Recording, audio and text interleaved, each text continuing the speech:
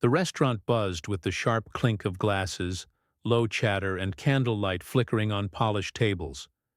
To anyone walking in, it seemed like an ordinary evening, until one voice cut through the heart of the room like a blow. "Wait, you're in a wheelchair? This is a joke, right?" The words cracked in the air, loud enough to silence Forks mid-clink.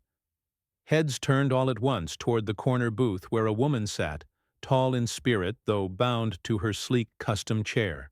Her golden hair shone under the warm light, every strand pinned with precision. Isabel Hartley, CEO of Eris Biotech, the youngest billionaire in the city, and a woman who had not allowed herself to smile in years, sat perfectly composed. But inside, her heart twisted like glass under strain. She had stepped into this blind date knowing she was gambling with her pride, but nothing could prepare her for the sting of words so public, so careless. The man now standing across from her stared in open disbelief, face contorted with cruel mockery. "You didn't say you were—" His hand waved sharply toward the chair. "Broken." Gasps spread through the restaurant. A phone camera tilted, discreetly upward. A couple whispered behind their wine glasses. Even the waiter nearby froze in place, gripping his tray too tightly. Isabel's features did not break. She straightened, spine tall, expression smooth. Only her hand betrayed her with its grip tightening around the table's edge. Her voice, when it came, was low, controlled, steady as steel.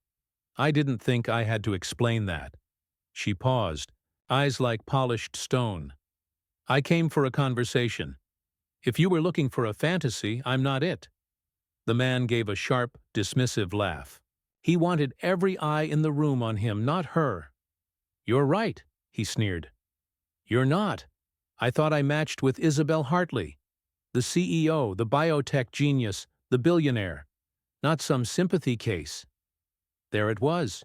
He knew exactly who she was. And now so did everyone else. Whispers ignited like sparks across the room.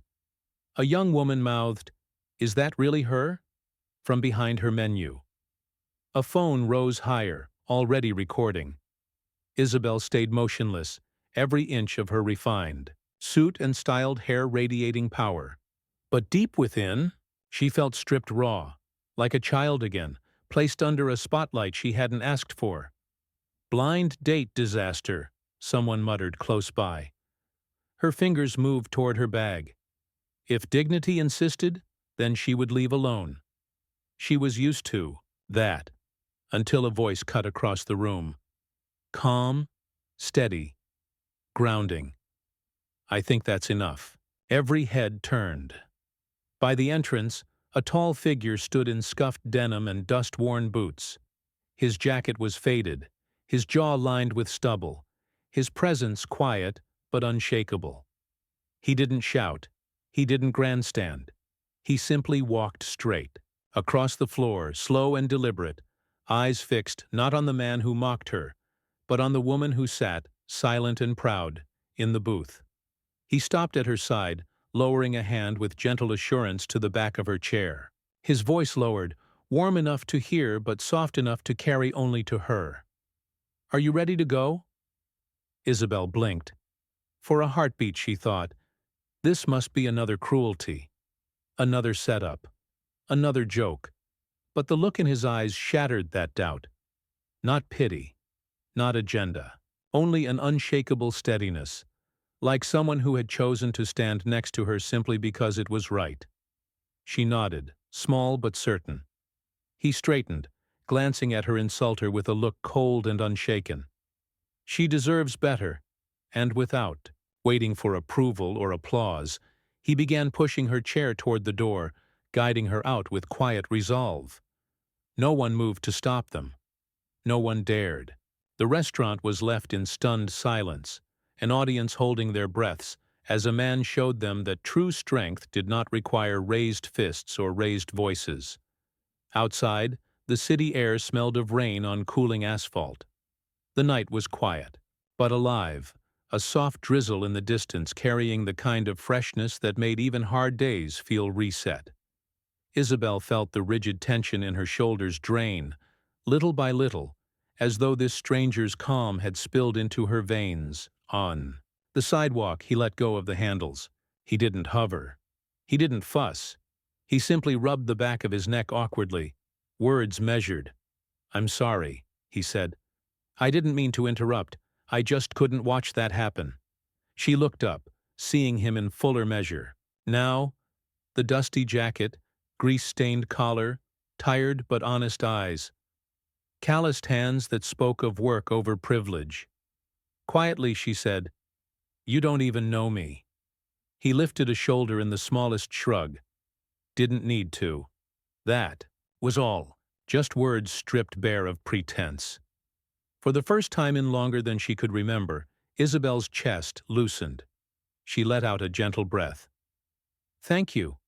He smiled. Small. Genuine. "Liam. And you're Isabel. Nice to meet you." "Isabel." Something cracked through her reserve. A soft, surprised laugh escaped. "Likewise." They stood in companionable silence, just the city murmuring around them, horns, footsteps, rain dripping from awnings. Her heart, though, had shifted. It no longer thundered with shame. It beat with possibility. "I didn't get to eat," she admitted, half a smile tugging at her mouth. "Skipped lunch for that experience?" Liam's eyes flicked toward the glowing restaurant windows. "Doesn't look like you missed much in there anyway." He paused slightly, a thoughtful grin tugging at his face. "But there's a food truck nearby. Nothing fancy. Just the world's best grilled cheese. Legendary status." She hesitated. Her life until now had been polished. Private tables, silken napkins, hand-picked menus. Street food hadn't touched her lips in years. Old instincts urged her to refuse. But there was no calculation in his tone, just an invitation. And something within her longed to say yes. "Why not?" she said finally. He grinned, as if he'd already known. "Good, because I was heading there either way." And so Isabel Hartley followed. Not because she was forced out of circumstance, not because cameras or obligations weighed on her, but by pure choice. For once, she allowed herself to roll forward not with fear, not with performance, but with trust, because sometimes healing really does start with disaster. And sometimes the right person doesn't wait for an invitation. They simply walk in, the very moment the world walks out.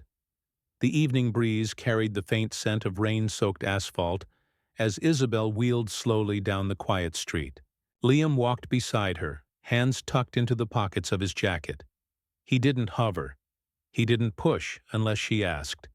He just walked steady and unhurried, matching her pace without effort. "Did you eat anything in there before?"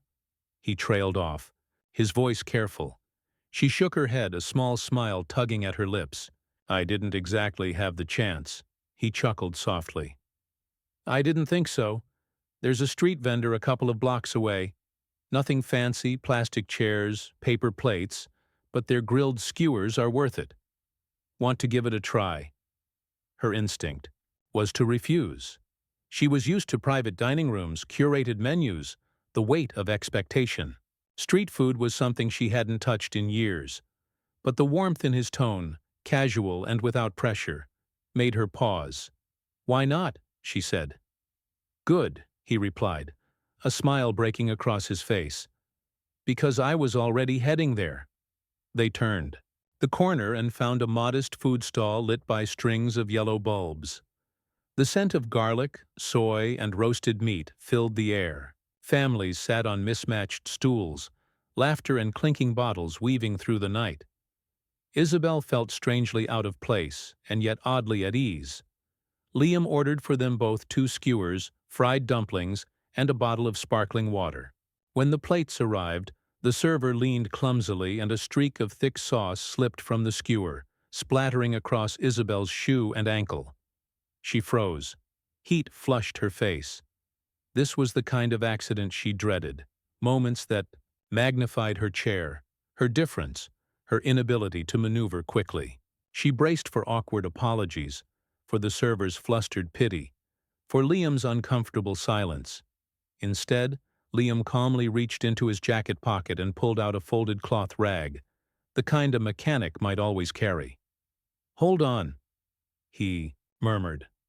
Before she could protest, he crouched beside her. With easy, unhurried movements, he dabbed the sauce from the leather of her shoe. Then, as if it were the most natural thing in the world, he lifted her foot gently, supporting it with both hands, and placed it back onto the footrest of her chair. Not a hint of hesitation, not a flicker of pity, just care, respect. Isabel's breath caught. No one touched her like that, not since before the accident. Every gesture from others had been heavy with awkwardness or dripping with condescension. But Liam's touch was different. Steady, practical, kind. Her eyes stung unexpectedly. She blinked fast, willing the tears away. "There," he said simply, straightening. "Good as new." She opened her mouth, then closed it, unsure what words could carry the weight of her gratitude. "Thank you," she whispered finally. He shrugged lightly. "It's just sauce." "No," she said, her voice firmer this time. "It isn't." Their eyes met across the small table. For a moment, the chatter of the crowd, the hiss of the grill, the clatter of chopsticks, all of it faded. Isabel saw in him something she hadn't expected. A man who looked at her without agenda, without judgment. She realized with a sharp ache in her chest that this was the first time in years someone had treated her as whole, not defined by what she had lost, but seen for who she was. Liam broke the silence with a smile, gesturing to the skewers. "Eat before it gets cold. Trust me, food like this doesn't." "Wait." She laughed softly. A sound she hardly recognized as her own. She took a bite, and for the first time that night, the taste of something simple and real spread through her. Garlic, ginger, the char of the grill. It wasn't just food. It was freedom. And sitting under the glow of yellow bulbs across from a mechanic with grease still on his hands, Isabel Hartley, CEO, heiress, survivor, felt something she hadn't in years. She felt seen. The days that followed weren't marked by grand gestures or lavish gifts. They were simple, gentle, ordinary in a way that felt rare and irreplaceable. Liam and Isabel started to meet more often, first by coincidence, then by quiet intention. Neither said it aloud, but each encounter pulled them into a rhythm only they seemed to understand. Sometimes it was a short walk, well, a slow roll, as Isabel joked, through streets where food carts glowed and children danced to street performers. Other days they shared snacks on a park bench, watching life unfold in all its messy beauty. One evening they passed a young violinist playing under a street lamp. His case was nearly empty. Liam dropped a few bills in and turned to Isabel.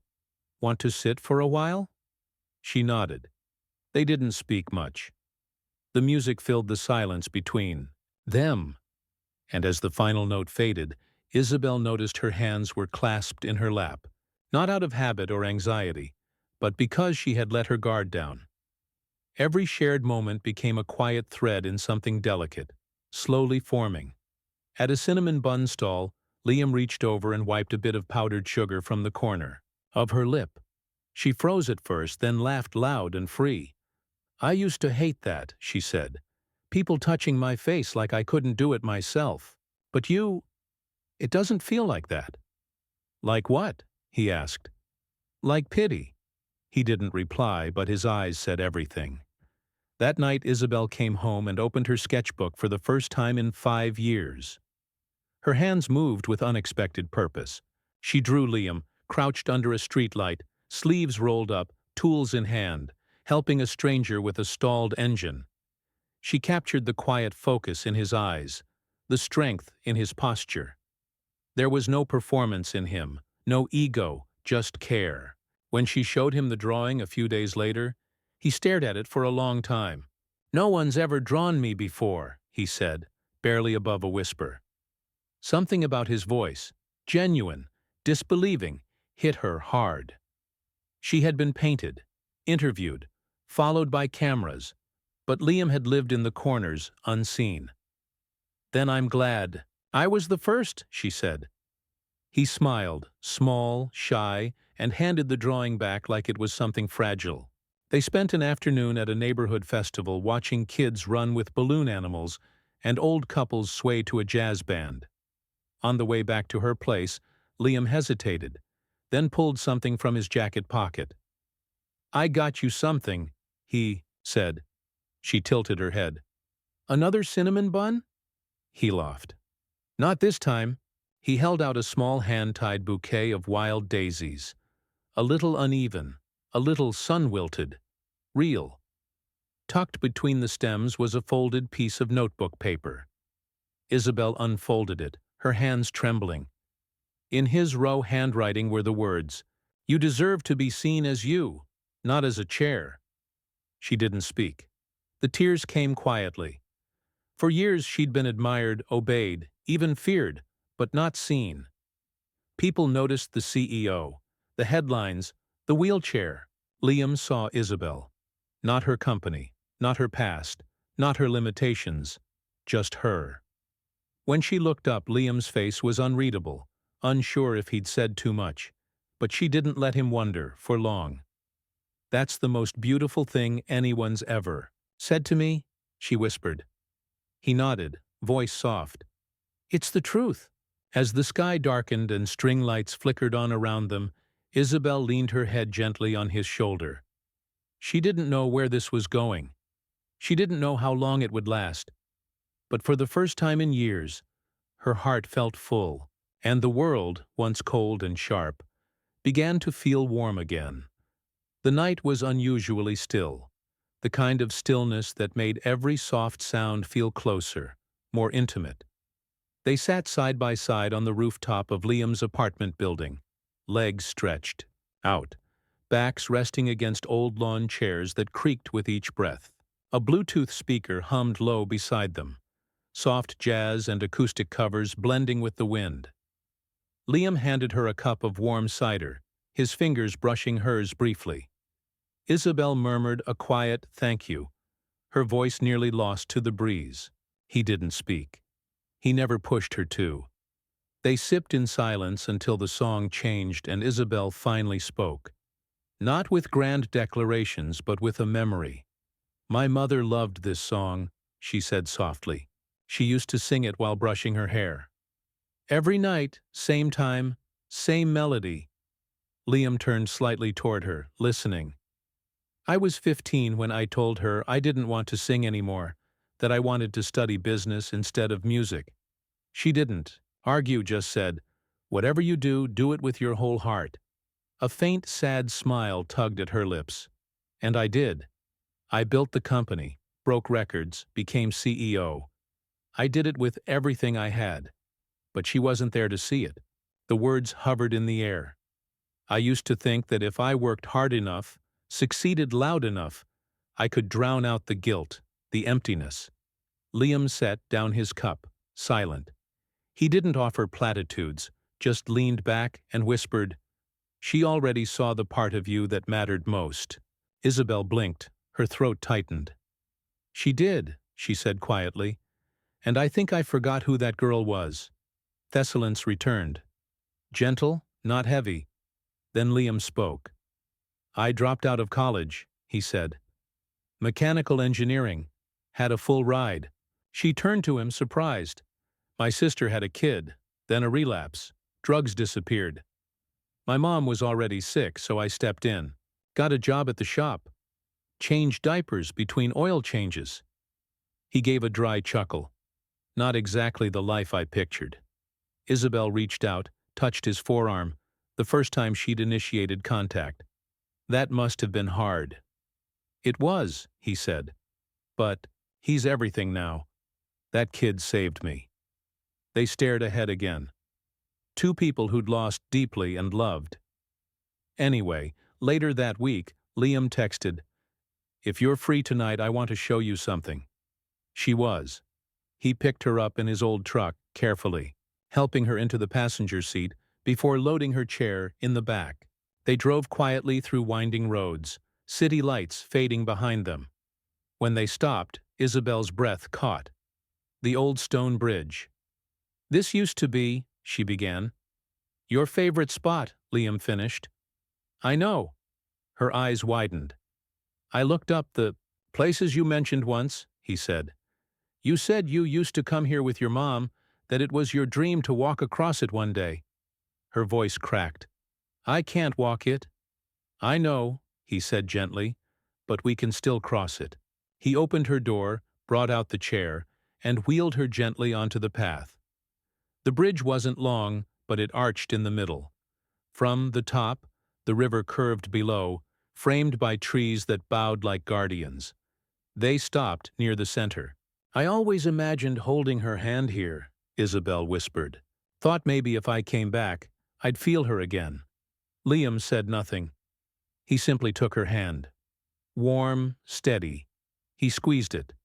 "I don't feel alone anymore," she said. He turned to her, his eyes soft. "You never were." And on that quiet bridge, Isabel Hartley understood something she hadn't before. Healing doesn't always come in grand gestures. Sometimes it arrives wrapped in shared silence, in gentle hands, and in someone who sees you. Not for what you lost, but for who you are. The text had gone unanswered for days. Then a week, Isabel stared at her phone screen, thumb hovering over the same message she had rewritten 3 times. "Hey, are you okay? Was it something I said? Can we talk?" All marked delivered.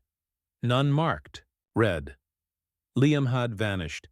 It made no sense. Their last evening had been quiet, gentle.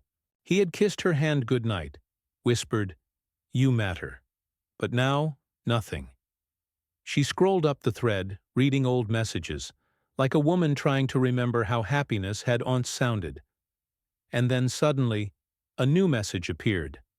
"I met someone else. You deserve better." 8 words. No punctuation, no warmth, no explanation. The breath left her body. Her hands trembled as she lowered the phone to her lap. Outside her apartment window, the world continued as usual. Cars passed. Someone laughed down the street. A dog barked. But inside, she was still broken. Again, the memory of her mother's funeral, blurred with the moment her father said she'd never find someone willing to carry her dead weight. And now, even Liam, gentle, warm, honest Liam, had proven him right. She didn't cry right away. Instead, she went numb, rolled her wheelchair to the living room, turned off the lights, sat in the dark. Meanwhile, across town, Liam wiped blood from his split lip and pressed an ice pack to his jaw. His shop was quiet now. The others had gone home. The fluorescent light flickered above him as he slumped against the metal drawers. His shoulder throbbed from where the man had punched him twice. He didn't even see them coming. Just 2 suits waiting in the alley after his late shift. No conversation, just fists and a warning. "You don't belong in her world. Walk away, mechanic." One of them had said her name. That was the part that made his stomach twist. They weren't random thugs. They were sent from her father. He knew. Liam sat with the knowledge like a stone in his gut. He hadn't known Isabel's full identity until a week ago. The CEO, the legacy, the billion-dollar empire. She had told him she ran a company, but not that company. He had never looked her up. He hadn't needed to. But someone at the shop had shown him a business magazine with her face on the cover. "Isn't that your girl?" They'd joke. He smiled and nodded. But something inside him turned cold. And now this. Pain bloomed through his ribs as he leaned forward to grab his phone. He opened her messages, read every one. His fingers hovered above the screen. He wanted to reply, to explain, to tell her that none of this was her fault. But he didn't, as Hornby expected, because how could he bring her into his world, into greasy overalls, overdue rent, and late-night fights and alleyways? She deserved someone who could protect her from this, someone who didn't have to choose between dignity and survival. So he made the cruelest choice he could think of. Hellied, and he told himself it was for her. Back in her apartment, Isabel sat in the dark long after the phone went silent. The ache wasn't just about Liam leaving. It was the familiarity of it. People always left. Her mother, her father, emotionally, and now Liam physically. The worst part wasn't the absence. It was how fast the silence filled in. She finally wheeled herself into her studio, staring blankly at the unfinished sketch on her desk. Liam under the streetlight, adjusting the wheel of a stranger's bike, unaware she'd been drawing him. She ripped it from the sketchbook, crumpled it, and let it fall.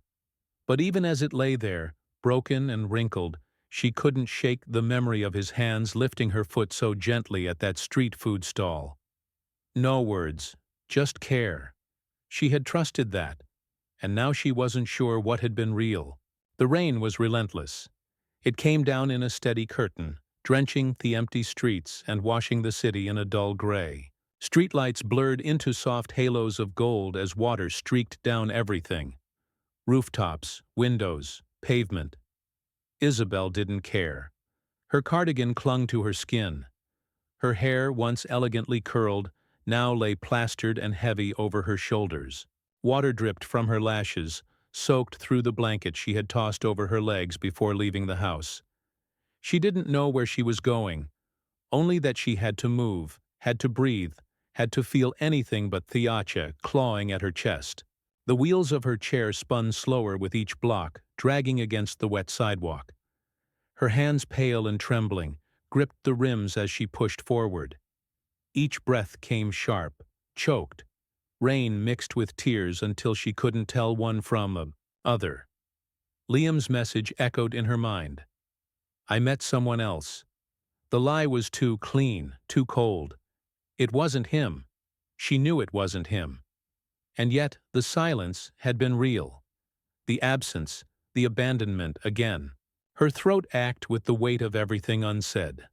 He turned onto the familiar street near Liam's garage, more out of muscle memory than intent. Her heart knew its way there, even if her mind was trying to forget. The rain intensified. She paused under a flickering lamppost, blinking through the haze. Her hands slipped on the rims, her breath hitched, and then headlights. A car fast, too fast, rounded the corner, its tires screeching against the soaked asphalt. Isabel tried to move, her hands scrambled against the wet metal, but the wheel caught on a crack in the pavement. The car veered, a horn blared, and then Armstrong, familiar, lifting her, pulling her up and out in a single motion. This world tilted. Rain exploded around them. And the next thing she knew, she was in someone's arms, pressed tightly to a warm chest. The impact of what could have happened slamming into her all at once. She gasped, looked up. Liam! His face was soaked, his hair dripping, his eyes wild. His chest rose and fell in short, panicked breaths. You, she began, but the words caught. I saw you crossing the street, he said, voice raw. And then the car. God. Isabel. Her bottom lip quivered, her eyes filled again. You left, she whispered. You left me. Liam's arms tightened. I thought letting you go would protect you. His voice cracked. I thought if I disappeared, your life would stay safe, untouched by all the mess that is me. She stared at him, stunned. The message, she choked. You lied. His nod was small, tortured. I couldn't say the truth. Your father, he swallowed. He sent people after me. Told me to leave you alone. I didn't want you caught in the middle. Isabel's hand clenched the front of his soaked jacket. Her entire body shook, not just from the cold, but from the torrent of emotion crashing through her. You think I needed protection from you? She said. What I needed was the truth. What I needed was you. Liam closed his eyes, forehead resting against hers. Rain sliding down both their faces like falling stars. I'm so sorry, he whispered. Her fingers rose to his face, brushed away a drop or a tear, And then, without thinking, without fear, she leaned forward and kissed him. There, in the middle of the empty street, soaked to the bone, heart pounding, breath shaking, she kissed him. It was not graceful. It was not quiet. It was everything. All the pain, all the waiting, all the walls crashing down in one soft collision of lips and trust, and finally choosing love without shame. When they broke apart, their foreheads remained pressed together. "Liam," she whispered, "I don't care. About money, about image, about what the world thinks I should be." Her voice trembled, but her eyes didn't waver. "I want this. I want you." He let out a shaky breath. "You're going to get soaked," he said. She smiled through tears. "Too late." And he looked down at her. And for the first time since the night she rolled away from that restaurant in shame, Isabel felt whole. They stayed like that a moment longer, the world softening around them in the rain. And somewhere in the distance, a car door slammed. A dog barked. Life resumed. But in that moment, everything changed. The grand hallway of the Hartley estate was colder than usual. Marble floors stretched endlessly beneath chandeliers that sparkled, like ice. Isabel's wheelchair moved silently over the polished surface, Liam walking beside her, his hand steady on her shoulder. He had never belonged in a place like this, and he knew it. But he didn't flinch. At the end of the corridor, her father waited. William Hartley stood like a statue near the fireplace, arms crossed, eyes sharp. He didn't move when they entered. His gaze flicked from his daughter to the man beside her and darkened. "I see you've brought him here," he said flatly. "I have," Isabel replied. Her voice was calm but unwavering. "Because I want you to look at him when you tell me why I don't deserve love." William's jaw tightened. "That man has no place in your life. Has more of a place than anyone else ever has," she said, "including the men you tried to set me up with." William stepped forward. "You are the CEO of a multi-billion-dollar company. Your life is not your own. You're responsible for an empire. You're a Hartley." Isabel drew in a breath. Her hands gripped the wheels of her chair, knuckles pale. Then slowly she looked up and said what had weighed on her chest for years. "I never asked for any of this," she said. "I inherited it. I worked for it. I honored it. But I won't let it define whether or not I'm allowed to be happy." William's expression cracked only slightly. "And what?" he said bitterly. "You'll give it all up for him." "If that's what it takes," she answered, no hesitation. "I will." Liam turned toward her, startled. "Isabel." But she held his gaze. "I mean it." Her father stared at her for a long time. His eyes, once so full of fire, of ambition, now dimmed with disbelief. "Then go," he said at last. "If you walk out that door, don't expect to walk back in." A heavy silence fell, and then, without a word, Isabel turned her chair toward the door. Liam followed, pausing only to glance back once at Damon, still standing in his frozen world. He said nothing. Outside, the evening air was thick with the scent of pine and distant rain. The sky had darkened, but the clouds had not yet opened again. The path that led down the driveway glistened under the streetlights. They moved together in silence. When they reached the end of the driveway, Isabel let out a slow breath. "That was easier than I expected," she said. Liam didn't respond at first. Then, as they reached the edge of the property, he stopped walking. She turned to look at him. "What is it?" Liam crouched slightly so they were eye level. His hands, rough from work, found hers still cool from the night air. "You shouldn't have to give up your life for me," he said quietly. "I didn't give up my life," Isabel said. "I walked away from a prison I mistook for a legacy." She paused, then softer. "You gave me the courage to want more than just survival." He looked at her, eyes glassy, lips parted. "I don't need the world," she whispered. "I just need you there when I fall apart." Liam swallowed hard, and instead of answering, he simply took her hand and held it tight. He didn't need to speak. His eyes said everything. "I'm not going anywhere." The sun cast a warm glow over the garden, behind the old auto garage. Ivy climbed the brick walls, and wildflowers lined the wooden archway decorated with hand-tied ribbons and fresh daisies. A few string lights flickered above, swaying gently in the breeze. It was not grand or luxurious, but it felt real.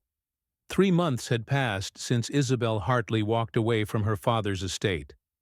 Today, surrounded by potted plants, borrowed chairs, and soft jazz playing from a speaker on the garage steps, she sat in her wheelchair, smiling. Liam stood nearby, adjusting the collar of his white shirt. It was wrinkled despite his best effort, but she thought he looked more handsome than any man she had ever seen in a suit. Their small engagement ceremony had drawn just a handful of friends, neighbors, and co-workers from the garage, but the space felt full of warmth, laughter, and people who came not from duty, but love. Luna, Liam's niece, stood proud as the flower girl, wearing a daisy crown and carrying a basket that once held car parts. Isabel glanced at the little card table holding a simple white cake, 2 champagne glasses, and the bouquet Liam had picked himself from a corner florist. She hadn't cried all morning until she saw him. William Hartley, her father. He stood at the edge of the garden, not in a suit, but in a plain gray sweater and slacks. His hair was grayer, his stance uncertain, out of place. The music softened. Conversations hushed. Liam straightened. Isabel's breath caught. William stepped forward slowly, stopping in front of Liam.